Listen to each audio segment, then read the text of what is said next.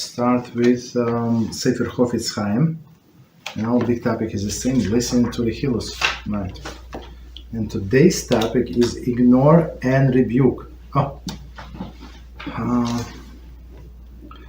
As in the case of Lashon Hara, it is forbidden to listen to Rechilus spoken by one's parents, siblings, or spouse. Okay.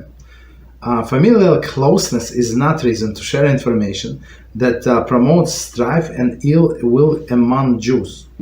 When subjected to gossip, one is required not only to distance himself from the conversation, but must also reprove the speaker for violating the Torah commandment.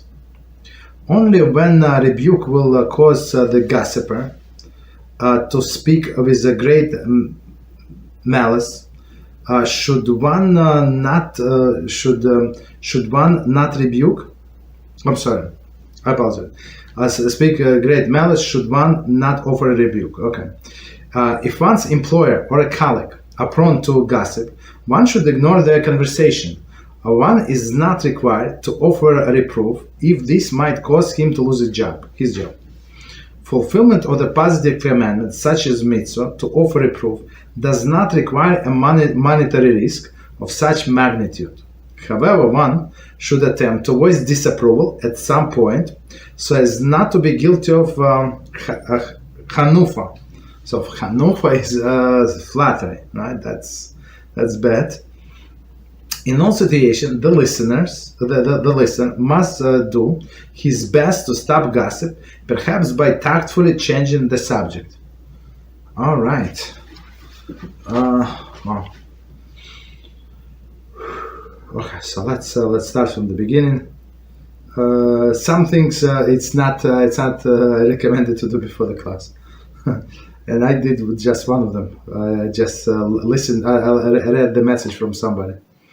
Very interesting. Okay, ignoring the rebuke again. As a case in case of Lashon Hara, it is forbidden to listen Rechilus spoken by one's parents, sibling, or spouse. So Rechilus again, if what someone said about us or some other people close to us, and it does not make any difference who is talking.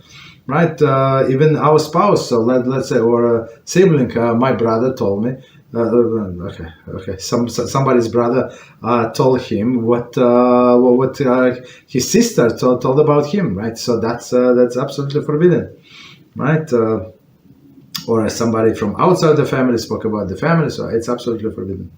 Okay, to listen to, okay. So, and familial closeness is not a reason such information that promotes strife and ill will among the Jews, right? So, just because spouse wants to tell you, does not mean anything. Like, we're not allowed to listen to the Rechilus from them or from somebody else. When subject of gossip, when subjected to gossip, one is required not only to distance himself from the conversation, but must also reprove the speaker for violating the Torah commandment. Right. So again, so it's proper not only to not to listen. It's one commandment, and reproof somebody the wrong door is a different command. Two separate commandments. Right. Only when rebuke will cause the gossiper to speak with a great malice, one should not offer rebuke. So if you know this guy, he said, "Oh, you don't believe me," or you know what he said or she said about you. Now I'm going to tell you. So if you know that this is the case, so yeah, it's better to keep quiet. Okay. If one's employer or colleagues are prone to gossip, one must ignore their conversation. Right, and I had this situation in my office, and first I was very irritated with this thing. Right, somebody would come to my neighbor and speak.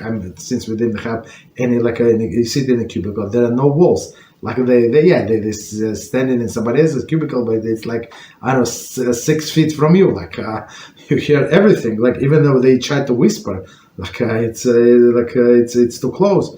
So I was irritated for some time, and then I decided I'm going to put my headphones on. So, and these people actually inspire me to have my headphones, so not to listen to anybody. So I will listen to lectures. So anyway, I would not be able to concentrate on my job. So I would do some job that did not require a lot of thinking, like some mechanical job. Right. So it's very interesting. Right. So even in this, you can derive some benefit in this gossip mongering. Okay. So again, if there is employer, okay, you're not going to go rebuke your employer or a colleagues, right? I mean, otherwise they're nice people. But the way of the world, the way of society, people like to share gossip, right? The whole industry, like the news and stuff like that, they built it around gossip. So now, like you want to stop this industry in the name of like. So it's not exactly possible, right? So you just keep quiet, ignore it, right? You're not obligated to lose your job. One is not required to offer a reproof. They might cause him lose his job, right? And especially a colleague, and they're not going to listen, right? And they're going to be angry with you. And if the opportunity comes, maybe they going to say something to a boss. Okay, so we stay away. Fulfillment of the positive commandment, such a mitzvah, to offer reproof, does not require the monetary risk for such a magnitude. Okay.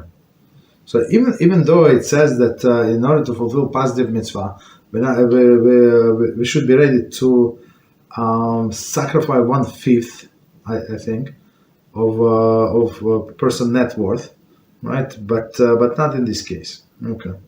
Because like a positive mitzvah that you're required to do maybe for yourself, but this one is too much, right? Because most likely it's not going to work anyway. However, one should attempt to voice disapproval at some point, so not to be judged as chanufa, right? As a false flattery. Okay, so that's a different story, right? From time to time, you can tell them maybe it's not a good idea. In all situations, the listener must do his best to stop gossip, perhaps tactfully changing the subject, or just not to be part of this conversation. So if I'm not the part of the conversation, and they see that I ignore it and try to keep away, so that's a different story. Okay, I think there is one question there, and it's the subject is Lashon Hara. Okay, so let's see.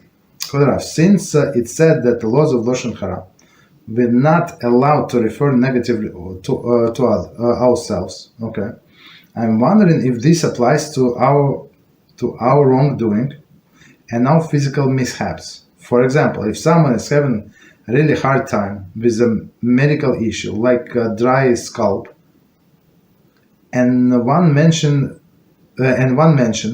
mentions we also had a severely dry scalp in the middle school to make them feel not alone. Okay, it is the type of the speaking negatively about ourselves that Chofetz Chaim is referring to. I mean, it's very interesting. I don't think it is like a Lashon Hara, but let's see. So again, let's see from the beginning, and we try to answer. Okay. So again, since it is said that Lashon Hara, we are not in the laws of Lashon Hara, we're not allowed to refer negative to ourselves. I don't think it's negativity like this, especially this thing. But on one hand, on another hand, in this person's mind, it could be something like they would imagine it. So maybe it's not a good idea. Okay. Now I'm wondering if this applies to our wrongdoings in our physical mishaps.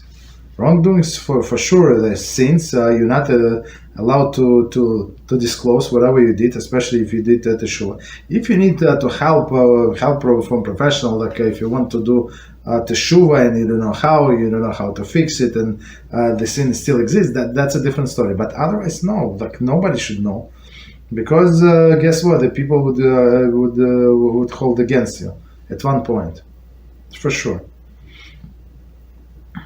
Right. For example, if someone having really hard time with a medical issue like dry scalp, And one mentioned also severity of the scalp in the middle skull. I think it's not appropriate to mention that we have the same thing. Just to try to offer to sympathize with a person, maybe, right? I mean, offer him if person does not know how to use computer, for example, maybe do research, maybe, right? Maybe there is a cream or maybe some other medicine, some pills, I don't know, something, or to find a better doctor or something like that. But it says that only fools, the Torah says, only fools take relief if they know that somebody have the same suffering. Like, how does it help you? Like that does it take the suffering away? No, right? But fools, they actually have. Oh, somebody have a even worse situation than I am. Oh, that's good.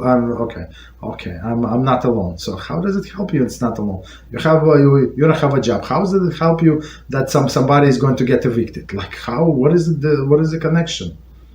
Right. So yeah. So we try to offer support, but that's where we stop. If we need to share this some negative information about our past, and you think that it's going to encourage other person, right, for constructive reason, so the person is down and say, how can I do teshuva? Hashem never going to forget me, and this and that, forgive me, right? And you said, no, you know what, I was, you know how bad I was. You don't have to give all of the details, but one example, right? Maybe not the worst example.